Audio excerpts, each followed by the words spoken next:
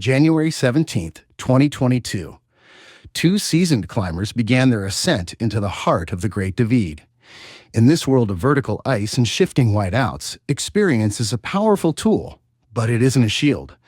They moved with the confidence of men who had studied the snow, calculating every risk. Yet, as the wind began to turn, they would learn that the mountain doesn't negotiate. They knew the risks, but they were about to face a consequence that no amount of training could prepare them for. By the next day, they were gone. No signal, no trace, no final message, just silence. Jake Miller, 27, and Ethan Cole, 26, close friends.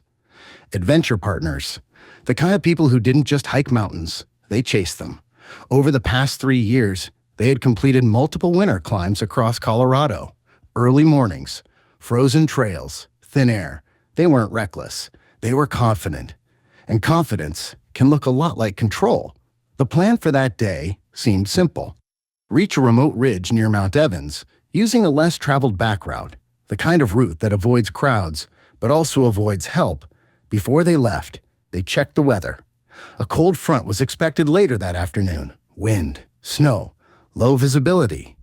Nothing unusual for January, nothing they hadn't handled before. But mountains don't repeat themselves.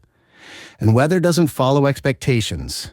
At 6:12 a.m., Jake sent a message to a friend, heading up. Should be back before sunset. A normal message. Routine. The kind you don't think twice about. But later, that message would become something else. A timestamp. A starting point. The last confirmed moment, everything was still okay. They started their ascent just after sunrise. The air was cold, but manageable. The sky, clear. Footage recovered later shows them walking steadily, snow crunching beneath their boots. Breath visible in the air. At one point, Ethan turns toward the camera and smiles. Honestly, this might be the best weather we've had all month. Jake laughs, and for a moment, it feels like any other hike. That's the thing about moments like this. They don't feel important until they're the last ones you have. By late morning, they had gained elevation quickly. The temperature dropped below 10 degrees Fahrenheit. Wind started to build. Not strong enough to stop them, but enough to remind them they were getting higher. Then something changed. Not dramatically, not instantly, just enough to go unnoticed at first. At 11:40 a.m., clouds began to roll in, slowly at first, then faster, too fast. The light faded. Shadows disappeared. The horizon blurred, and the mountain began to disappear around them. GPS data shows they stopped moving. 6 minutes. 6 minutes in the middle of a climb usually means one thing: a decision. Turn back or keep going. We don't know what they said. There's no recording, no audio, just silence and data points. But after 6 minutes, they moved forward.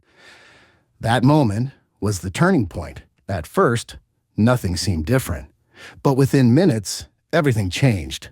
Wind speeds increased rapidly. Snow began to fall. Light at first, then heavier. Visibility dropped. 200 feet, then 100, then less. The trail disappeared. Footprints were erased almost instantly. Landmarks vanished. Even direction became uncertain. At this point, experience helps.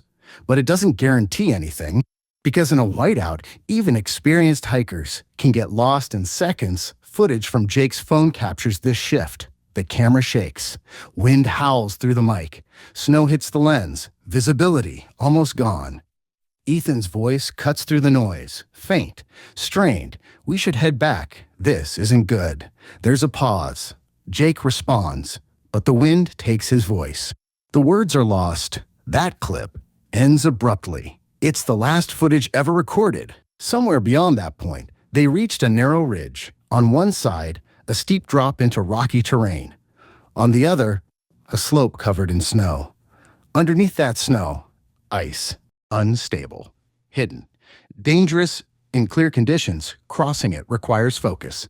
In a storm, it requires luck. Investigators believe this is where everything went wrong.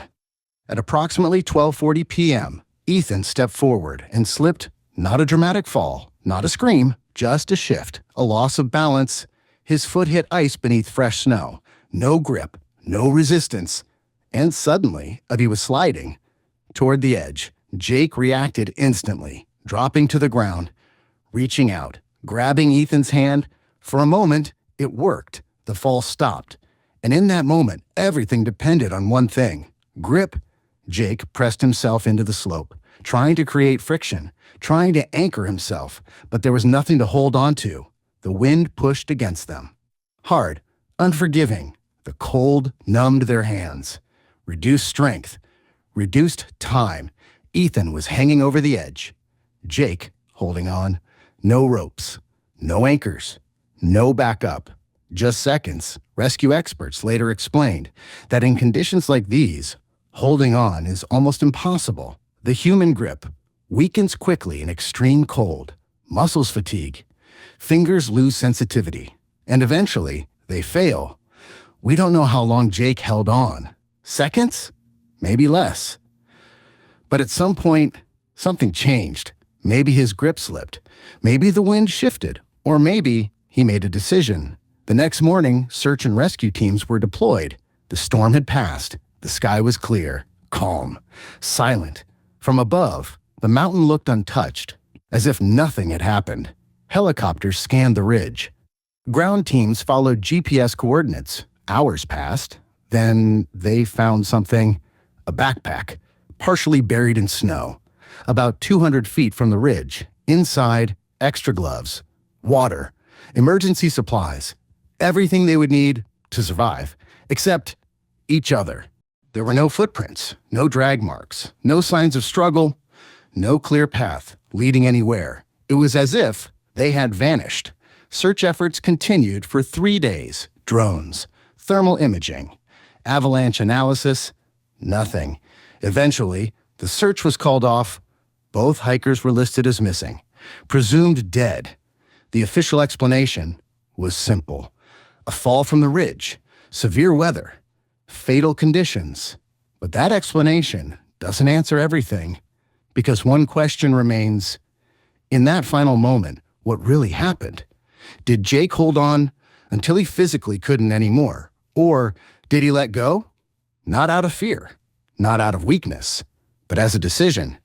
A choice made in a fraction of a second: to survive or to accept what couldn't be changed.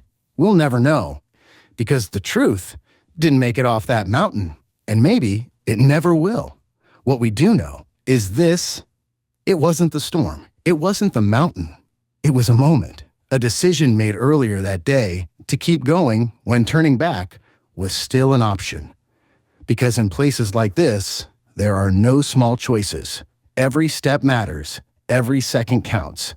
And sometimes, everything comes down to one moment, one choice, 1 second before.